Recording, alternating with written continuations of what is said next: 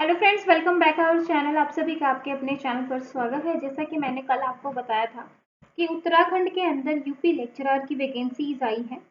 Total जो है 526 पदों पर ये भर्ती आई है। आपकी 23 जुलाई से जो है आप फॉर्म भर पा रहे हो। 12 अगस्त जो है वो लास्ट डेट है। जो भी बच्चा इंटरेस्टेड है वो फॉर्म भर सकता है। तो आज की वीडियो में हम जो है सभी सब्जेक्ट्स को डिस्कस करेंगे कि किस किस सब्जेक्ट में ये वैकेंसी आई है, क्या क्वालिफिकेशन है, एग्जाम पैटर्न आपका क्या रहेगा, सिलेबस आपका क्या रहेगा, आपको कहाँ से प्रिपरेशन करनी है, सारी चीज़ों को हम डिटेल में डिस्कस करेंगे। ठीक है भाई। तो चलिए, बस आपको इतना पता होना चाहिए कि 12 अगस्त तक आप फॉर्म भर पाओगे। तो आपको अगर है तो आप अपना जो है इस फॉर्म को भर दीजिए। अब यहाँ पर जो है हम चलते हैं नीचे, और कौन इस फॉर्म को भर सकता है, क्योंकि ज्यादातर बच्चों का यही डाउट आ रहा था कि मैम क्या सिर्फ उत्तराखंड वाले बच्चे भर पाएंगे या हम भी इस फॉर्म को भर पाएंगे। ठीक है। तो जो है आपके 526 पदों पर जो है ये आपकी वैकेंसीज आई है। सबसे पहला है आपका मैकेनिकल इंजीनियरिंग। मैकेनिकल इंजीनियर में आपकी 55 पद हैं। सैलरी काफी अच्छी है, अभी 5400 ग्रेड पे है। 56,100 से लेके 1,77,500 लेवल 10 के अकॉर्डिंग आपको यहाँ पर सैलरी मिलेगी। तो यानी कि सैलरी अच्छी है। ग्रुप बी की ये भर्ती है। पोस्ट की अगर बात की जाए, लेवल की बात की जाए, तो ग्रुप बी है। ठीक है। अब जो है मैकेनिकल वालों के लिए क्वालिफिकेशन क्या रहेगी। क्वालिफिकेशन जो है वो आपका मान्यता प्राप्त विश्वविद्यालय से engineering, mechanical engineering, mechanical robotic, automation engineering जो है, इलेक्ट्रॉनिक्स इंजीनियरिंग, कुल मिला के आपका बीटेक, बीएस जो भी है आपका ये प्रथम श्रेणी से जो है क्लियर होना चाहिए। सेकेंड है आपका हिंदी का ज्ञान होना चाहिए। अब ये हर जगह आपको यहाँ पे दिखेगा हिंदी का ज्ञान। क्यों? क्योंकि भाई आपका जो फर्स्ट पेपर रहेगा वो आपका हिंदी का पेपर रहेगा, जिसमें आपको 100 क्वेश्चन देखने को मिलेंगे हिंदी के। ठीक है।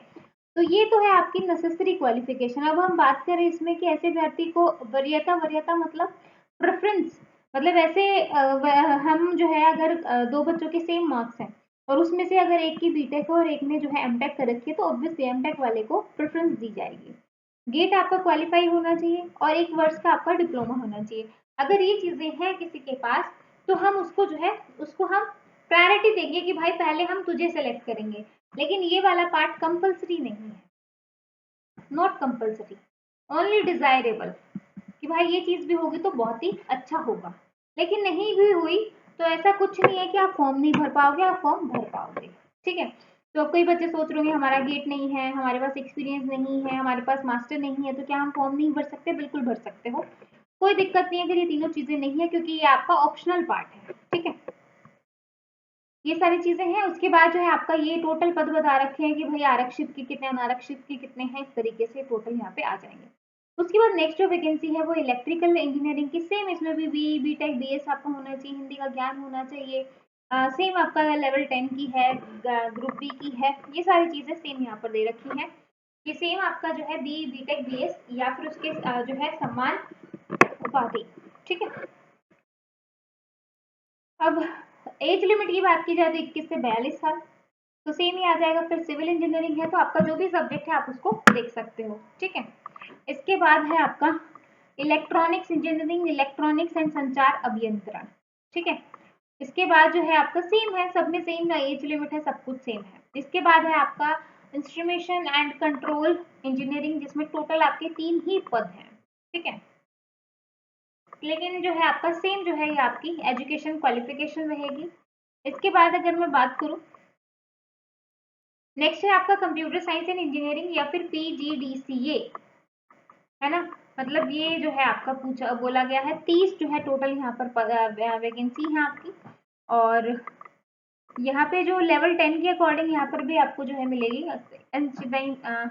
पेंशन युक्त समूह ख। ठीक है।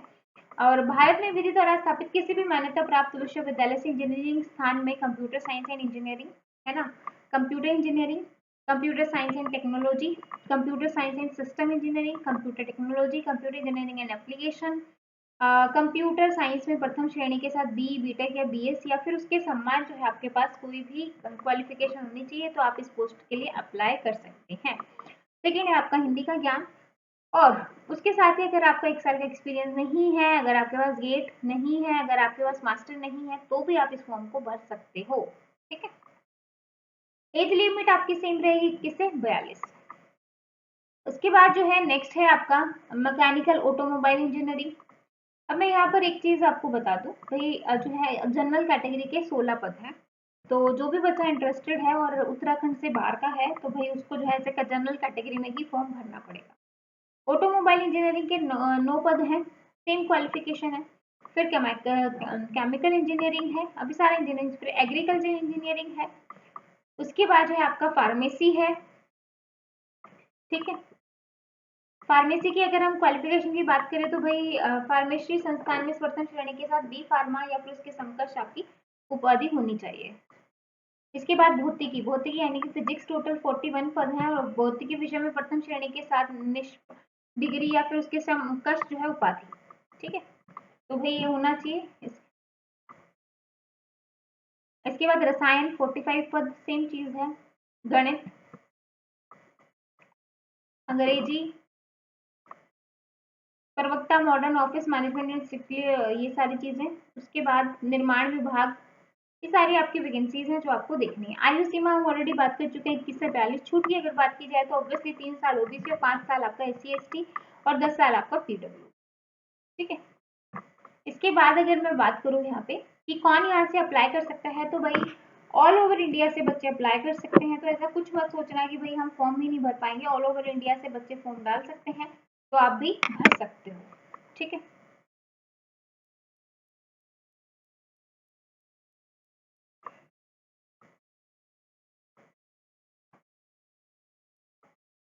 ये अप्लाई करने का क्या प्रोसीजर ये पूरा दे रखा है, ऑफिशियल वेबसाइट पे जाओ और ये करो। फिर भी अगर किसी को फॉर्म भरने में दिक्कत हो रही है तो आप मुझे कमेंट सेक्शन में बता सकते हो, नेक्स्ट वीडियो में आपको फॉर्म भर के बता दूंगी।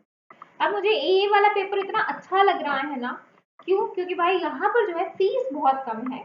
अनारक्षित यानी कि जनरल कैटेगरी वालों के लिए 150 रुपए है, और अगर आपको जो टैक्सेस वगैरह मिला के 22 रुपए और लग जाएगा तो टोटल 172.30 पैसे, ये जो है आपका टोटल शुल्क है। फिर उत्तराखंड के जो अन्य पिछड़ा वर्ग के हैं तो सेम यहाँ पर अन्य पिछड़ा वर्ग के लिए है। उत्तराखंड के जाति और अनुसूचित जाति के लिए यहाँ पर आधा हो गया आपका, एक तरीके से आधे से भी कम हो गया। और कम जो है आर्थिक रूप से जो कमजोर वर्ग है उसका 150। उत्तराखंड दिव्यांगन के लिए कोई शुल्क नहीं है, और संचालित यहाँ पर राजकीय गृह में निवारस अनाथ बच्चे, उनके लिए भी कोई शुल्क नहीं, ठीक है। तो ये सारी चीजें आ जाएंगी, तो कुल मिला के आप कहीं से भी भर सकते हो। बस अगर आप यहाँ के हो तो फिर आपको थोड़ा और बेनिफिट, मतलब ये क्या आ रहा है, जो आपको ओबीसी SC ST में आपको जो है आपको यहाँ पे मिल जाएगा। लेकिन अगर आप अदर स्टेट के ओबीसी और SC ST रिजर्व कैटेगरी में आते हो तो यहाँ पे आप एज ए जनरल कैटेगरी ही काउंट होगे। तो ये सारी चीजें बता रखी है, मैं आपको एक बार सिलेबस दिखा देती हूँ।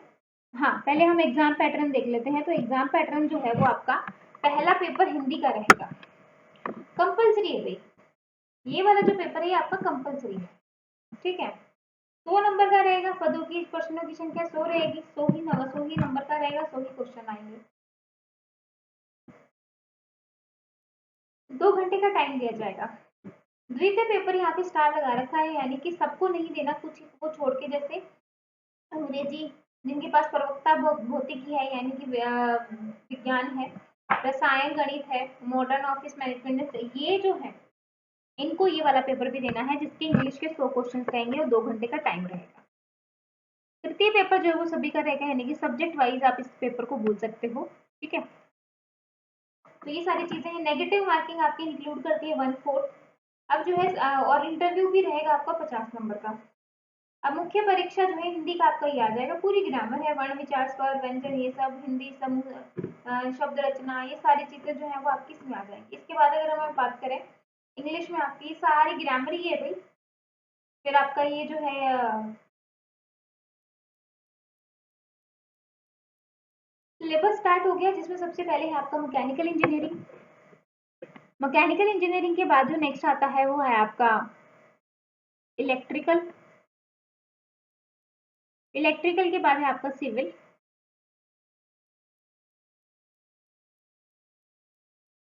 सिविल के बाद है आपका इलेक्ट्रॉनिक्स इंजीनियरिंग। फिर आपका lecturer instrumentation and control engineering.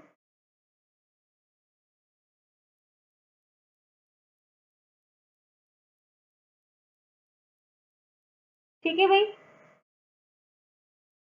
Computer engineering की अगर मैं बात करूँ तो एल्गोरिथम और problem solving, C++, digital design, discrete mathematics structure, data structure, C++, Java, operating system, analysis and design of algorithm, data communication and computer network, database management system, software engineering.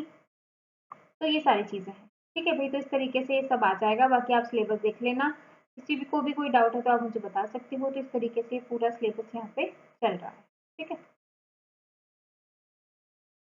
तो ये पूरा सिलेबस है भाई। बाकी इसी जो PDF है मैं टेलीग्राम पर शेयर कर दूंगी, आप देख सकते हो। राजकीय बोलने के सहायक शोध अधिकारी लोक निर्माण हेतु ऑनलाइन आवेदन पत्र के कालम में लिखित मुख्य परीक्षा के मतलब इनमें से कहीं पर भी एक आपकी जो है परीक्षा हो जाएगी। ठीक है, तो आई होप आपको अच्छे से समझ में आ गया होगा। फिर भी अगर किसी बच्चे को कोई भी डाउट है या कुछ समझ में नहीं आ रहा है तो आप मुझसे पूछ सकते हो। ठीक है भाई, नेक्स्ट वीडियो में हम प्रॉपर जो है किस तरीके से ऑनलाइन भरना है, प्लस जो है जो आपका सिलेबस है कैसे प्रिपरेशन करनी है, सारी चीज़ें जो है हम नेक्स्ट क्लास में डिस्कस करेंगे। तो वीडियो को लाइक ज़रूर किया करो भाई, बाकियों के साथ शेयर किया करो ताकि बाकी बच्चे भी जुड़ सके। फिर मिलेंगे नेक्स्ट वीडियो में, तब तक के लिए bye bye, take care, thank you.